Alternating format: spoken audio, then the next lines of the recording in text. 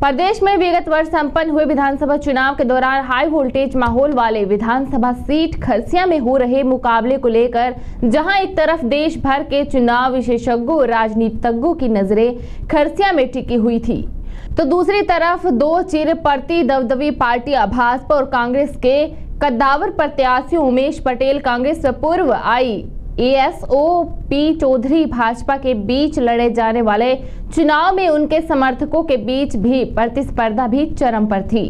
उनके बीच उत्पन्न स्थितियां भी देखते ही बनी रही थी। जैसे जैसे चुनाव की तिथि नजदीक आने लगी वैसे वैसे आपसी प्रतिस्पर्धा और चुनावी विवाद भी बढ़ने लगे।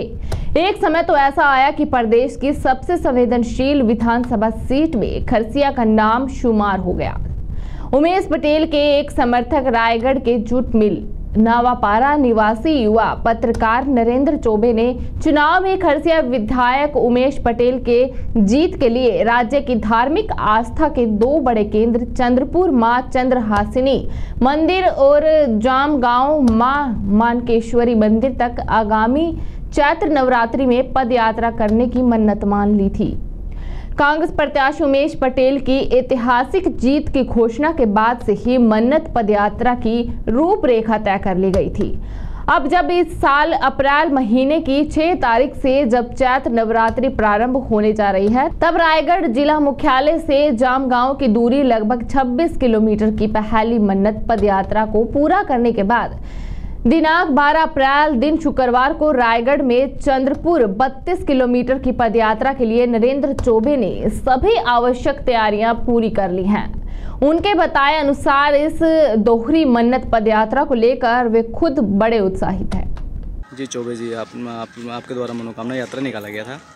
किस मनोकामना के पूर्ण होने के बाद आपने इस यात्रा को निकाला? मैंने मन्नत ली थी कि माननीय उमेश पटेल जी 2018 विधानसभा चुनाव खरसिया से जीतते हैं तो मैं रायगढ़ से नंगे पांव जो है माता रानी का मत्था टेकने के लिए आऊँगा करके। कितने किलोमीटर की यात्रा थी आपकी? ये लगभग 22 किलोमीटर की यात्रा है। दूसरी यात्रा जो है 12 तारीख को चंद्रपुर के लिए है। अच्छा, वो भी इसी मन्नत के लिए। तो गर्मी के दिन है और आप लोग नंगे पाँव 20 से 25 किलोमीटर चल के आए हैं, तो आपने कब से यात्रा शुरू की थी और कब ख़त्म किया आपने? कितना घंटे लगा आपको? 4 बजे 4:15 बजे निकले थे रायगढ़ से सुबह जी, और ये 10 साढ़े 10 बजे तक जो है ये पहुँचे हैं यहाँ मंदिर। किस किस तरह की आपको कठिनाइयों का सामना करना पड़ा, क्योंकि इतना धूप है?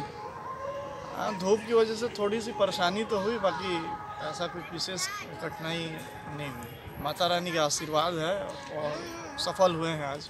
जिनके लिए आप लोगों ने इतना कठिनाई सहा और इस यात्रा को निकाला आपने, उनकी तरफ से किस तरह का आपको शुभकामनाएं दिया गया था? दरअसल ये जो मन्नत ली गई है ये मेरे द्वारा ली गई है विधानसभा चुनाव के पूर्व, और अब चूँकि मन्नत पूरी होने के बाद मैं जाऊंगा उनसे मिलने के लिए, और माता रानी का आशीर्वाद प्रसाद के स्वरूप में जो है उनके लिए मैं लेके जाऊंगा। और ये मेरी व्यक्तिगत मन्नत थी, इसके लिए मैंने उनको न कोई सूचना दी थी, न उनसे कोई अनुमति का प्रश्न था। जी मानकेश्वरी माई हैं, चंद्रपुर वाली माई हैं, चंद्रासिनी माई, क्या लगता है कितना शक्ति है इनके में? ये बयान नहीं कर सकता मैं कि कितनी शक्ति है, और इन्हीं के आशीर्वाद से सदैव जो है नेक काम होते हैं।